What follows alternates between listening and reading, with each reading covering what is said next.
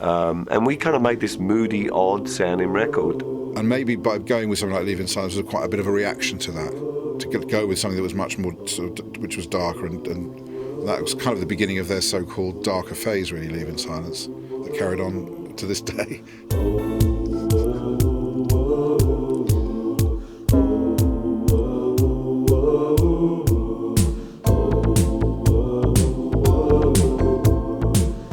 Andy sporting the flat top.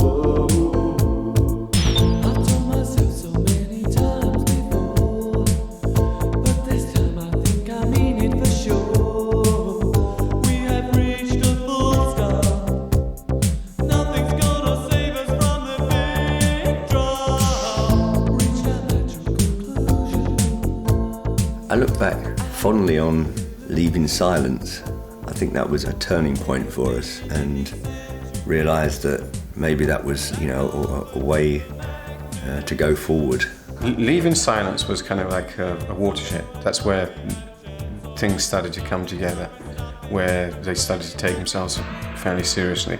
We felt, I think, more comfortable in that mood. That was definitely where Martin was, melodically. And I've always said, and I've always thought, Martin writes beautiful melodies. And lyrically, it's just a lot more melancholy. Put it to one side. This is not a pop group. This is not a band that's making 3-minute crappy pop songs. This is a band that's got longevity. This is a band that you want to go and see live. Get in. Yeah, I certainly agree. Again, I know people have different opinions about the evolution of the group and their quality during different periods, but again, do you know how excited I was when I got a chance to see them on the Playing the Angel tour? And do you know how much the concert satisfied or even exceeded my expectations? Again, I'll say it every time I talk about that concert. They played 5 encores, and a couple of the encores were like more than a single song. So they basically played like 2 shows. It was insane. In any case, yeah, shout out to them. Making 3-minute crappy pop songs. This is a band that's got longevity. This is a band that you want to go and see live.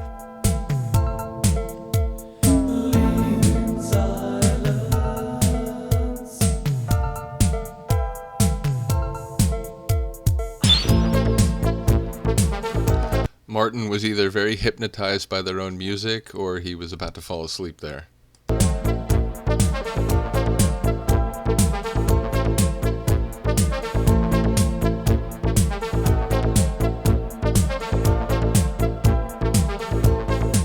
It's like Leaving Silence came together really easily, and we just got a groove going. It just felt right instantly. And then I think one of my favourite songs on the record is The Sun and the Rainfall. I love that song. It's a really good song, but I'm a big believer that songs that are put at the end of albums, always get lost. And that's one particular really good song that I think gets lost because it's the last track of the album.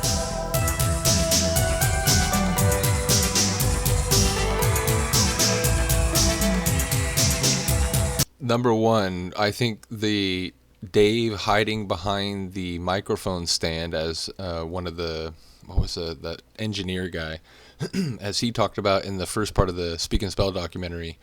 I think that has clearly come to an end by this point. He is gyrating all about the stage, obviously very into it. And again, people can make fun of his dancing. People can say, he's a bit of a ham or whatever. But I as someone who, when I mix techno, there are certain tunes where I just really feel it and I get into it. And it's not like, I suppose there is a level of, you're trying to interact with the audience, but it's not showmanship per se. It's like you're just feeling the music. And so the idea that, he really gets into it in some of their live performances as early as this, I do find quite enjoyable.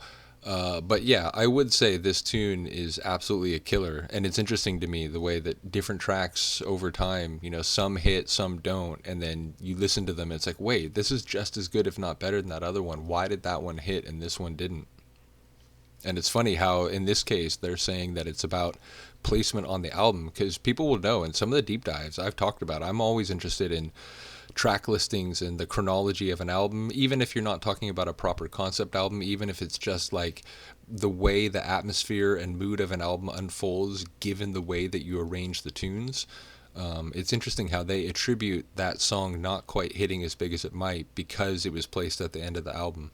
song that I think gets lost because it's the last track of the album.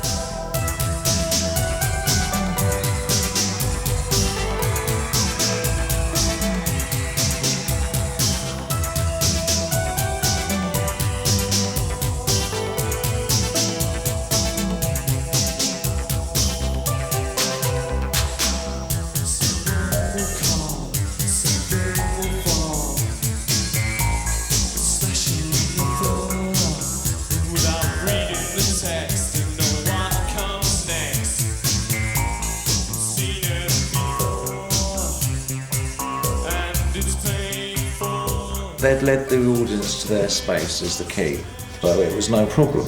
Now obviously, if their audiences decided they didn't like the tougher stuff, they could have been in a lot of trouble. But they didn't, so they were fine. People started to see things were happening, that they weren't. Grammatically, like parallel structure-wise, he should have said, but they did, because he was referring to the audience and whether or not they'd follow them there. So regardless, I'll back it up a second. Decided they didn't like the tougher stuff, they could have been in a lot of trouble. But they didn't, so they were fine. People started to see things were happening, that they weren't going to disappear, that there was, an intelligence at work, and that there was, they were forging ahead in their own direction, that they are, sort of breaking their own territory at their own pace, and it's this innate sense of timing. It was becoming apparent that, they were here to stay.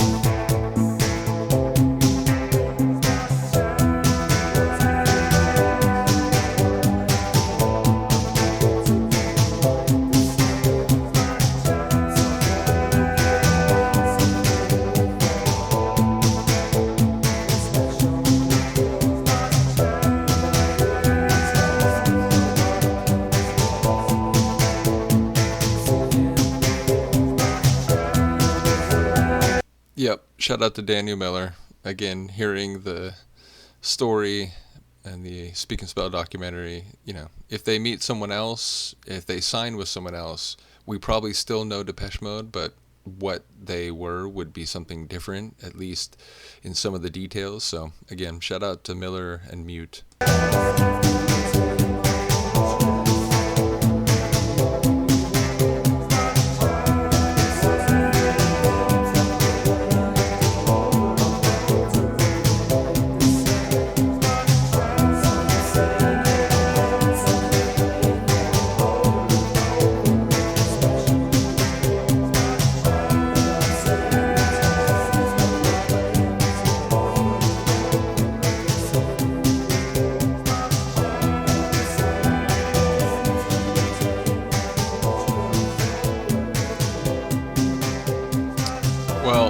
Shout out to Ross Holland and Phil Michael Lane, because these documentaries are fantastic and they're cleverly done, like the way they go through the tracks and finishing there on the last track on the album, the way they cleverly arrange some of the sequences with the songs playing in terms of the lyrics and their applicability to what was happening with the band itself. So yeah, shout out to both of them and all the people involved in this production. Once again, big shout out to Stefan.